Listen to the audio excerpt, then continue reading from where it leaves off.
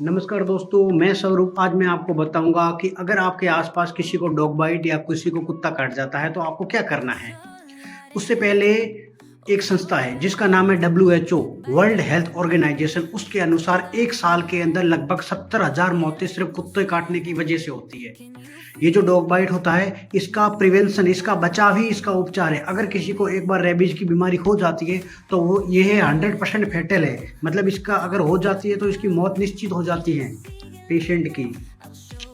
ये जो रेबीज है इसको 3 कैटेगरी में डिफाइन किया गया। Category first, contact of intact skin with secretion excretion of rapid animal और ह्यूमन केस। इसका मतलब होता है ये जो कुत्ता है ना, जो उसका सिक्रेशन आपके घाव के कांटेक्ट में आ जाए। आपको पहले से कहीं इंटेक्ट स्किन पर घाव लग रखा है और उसके कांटेक्ट में अगर उसकी सलाइवा आ जाती है, ये हो गई कैटेगरी फर्स्ट।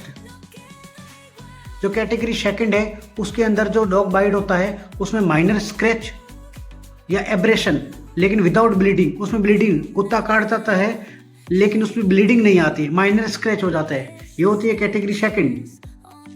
एक कैटेगरी होती है थर्ड, उसके अंदर सिंगल और मल्टीपल ट्रांसडर्मल बाइट और स्क्रैच, इसके अंदर ब्लीडिंग प्रेजेंट होती है।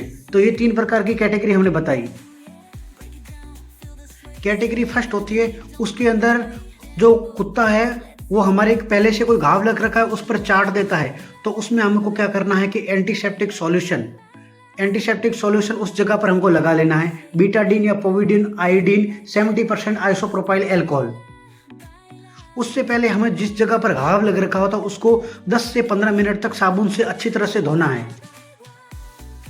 कैटेगरी सेकंड होती है, उसमें जो कुत्ता काटता है लेकिन माइनर स्क्रैच हो जाते हैं, उससे ब्लीडिंग नहीं आती। उसमें हमको क्या करना है कि सबसे पहले तो घाव को धोना है 10 से 15 मिनट तक। उसके बाद में उस पर पोविडन आयोडीन एंटीसेप्टिक सॉल्यूशन लगा लेना है।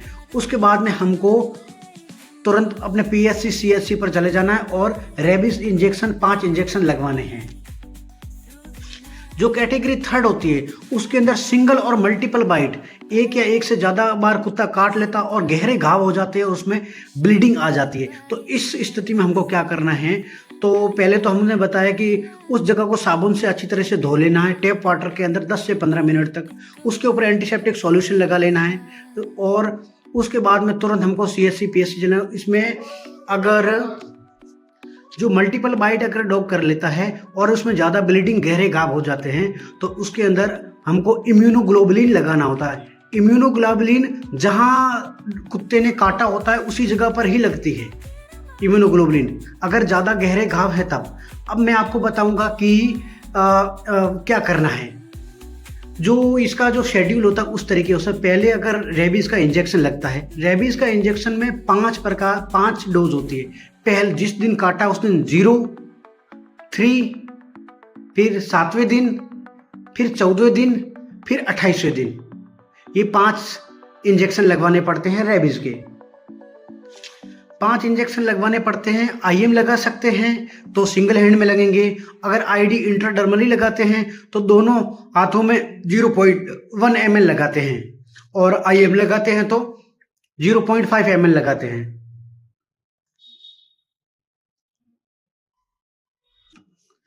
अगर आपको पहले से डोज लग रखी है, रेबीज की वैक्सीन लग रखी है, अगर फिर भी उसके बाद में अगर आपको कुत्ता काट जाता है, मान लो 6 महीने बाद कुत्ता काटता, तब इस स्थिति में घबराने की बात नहीं। आपको सिर्फ 2 इंजेक्शन लगवाना होता है। जिस दिन काटा है उस दिन लगा हुआ और तीसरे दिन पे लगाना।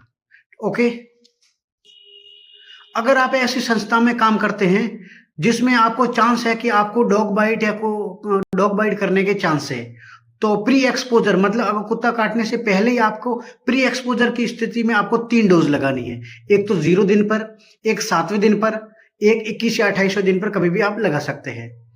तो सबसे पहले मैंने आपको बताया कि अगर आपको कुत्ता काट जाए या आपके आसपास किसी को कुत्ता काट जाए, सबसे पहले 10 से 15 मिनट तक टैप वाटर के अंदर उस घाव को धो लेना है। उसके बाद में उस पर एंटीसेप्टिक सॉल्यूशन लगाना है, बीटाडीन हो या पोविडन आयोडीन हो, 70% आइसोप्रोपाइल एल्कोहल का। उसके बाद में क्या करना है कि आपको PSC CSC पर जाना है, वहां आपको एक टिटनेस का इंजेक्शन लगाएंगे।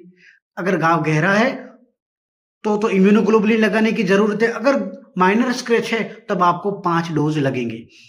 एक जिस दिन काटा उस दिन 0, 3, 7, 14 और 28वें दिन पर आपको रेबीज की वैक्सीन लगेंगी। तो रेबीज एक बहुत ही गंभीर बीमारी है, इसका बचाव ही इसका उपचार है। ठीक है, तो अगर आसपास में किसी व्यक्ति को अगर काटता है तो घरेलू नुस्खे ना करें, तुरंत अपने आसपास अपने हेल्थ एडवाइजर से मिले और रेबीज का इंजेक्शन जरूर लगवाएं। धन्यवाद।